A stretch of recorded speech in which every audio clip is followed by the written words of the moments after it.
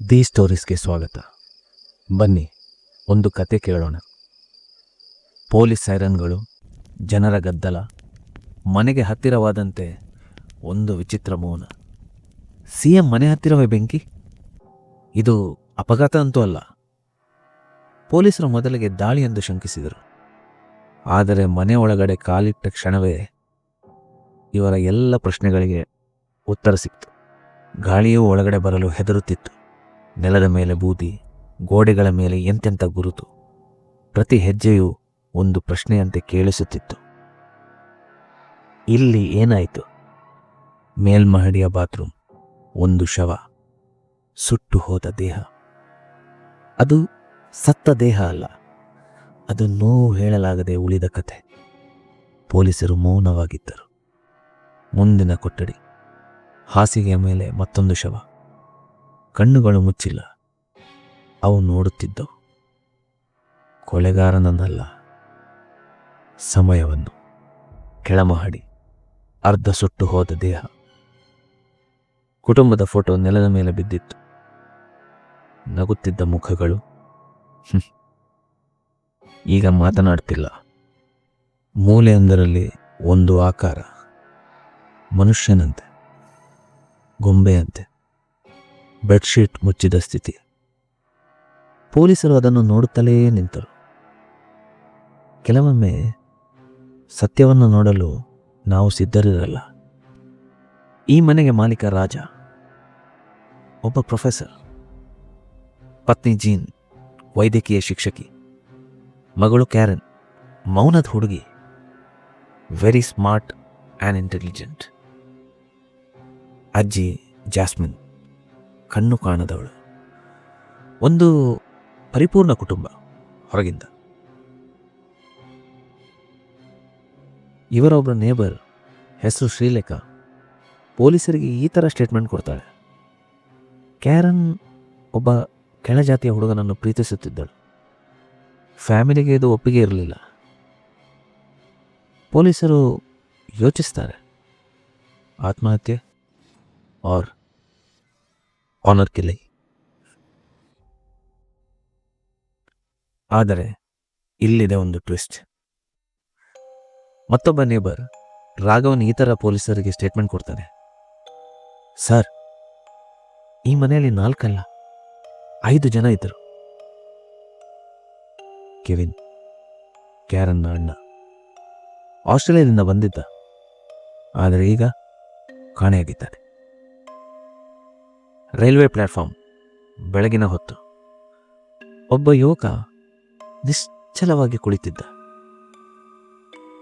ಒಬ್ಬ ಕಾನ್ಸ್ಟೇಬಲ್ ಹತ್ತಿರ ಹೋಗ್ತಾನೆ, ಆದರೆ ಅವನು ಓಡಲಿಲ್ಲ. ಅವನು ಬೇರೆ ಯಾರೂ ಅಲ್ಲ, ಕೆವಿನ್. ಇವನಿಗೆ ಫ್ರೆಂಡ್ಸ್ ಇಲ್ಲ. ಅವನ ಜಗತ್ತು ಕಂಪ್ಯೂಟರ್, ಇಂಟರ್ನೆಟ್. ಯಾವತ್ತು ನೋಡಿದ್ರೂ ಕಂಪ್ಯೂಟರಲ್ಲಿ ಗೇಮ್ಸ್ ಆಡ್ತಿದ್ದ ಅಥವಾ ಏನೋ ಒಂದು ರಿಸರ್ಚ್ ಮಾಡ್ತಾನೇ ಇದ್ದ. ಕೆವಿನ್ ಮತ್ತು ಆತನ ತಂದೆಗೆ ಈ ವಿಚಾರವಾಗಿ ಸುಮಾರಷ್ಟು ಮನಸ್ತಾಪಗಳು ಆಗಿವೆ. ಒಂದು ದಿನ ಕೆವಿನ್ ಏನೋ ರಿಸರ್ಚ್ ಮಾಡ್ತಾನೆ ಇರಬೇಕಿದ್ರೆ ಒಂದು ಸಬ್ಜೆಕ್ಟ್ ಅವನಿಗೆ ತುಂಬ ಇಂಟ್ರೆಸ್ಟಿಂಗ್ ಅನಿಸ್ತು. Astral projection.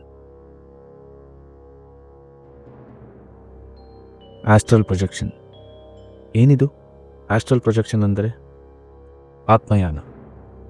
ಮಾನವನ ದೇಹ ನಿದ್ರೆಯಲ್ಲಿರುವಾಗ ಆತ್ಮ ಅಥವಾ ಚೇತನವು ದೇಹದಿಂದ ಬೇರ್ಪಟ್ಟು ಬೇರೆ ಲೋಕಗಳಲ್ಲಿ ಸಂಚರಿಸುತ್ತದೆ ಎಂಬ ಭಯಾನಕ ನಂಬಿಕೆ.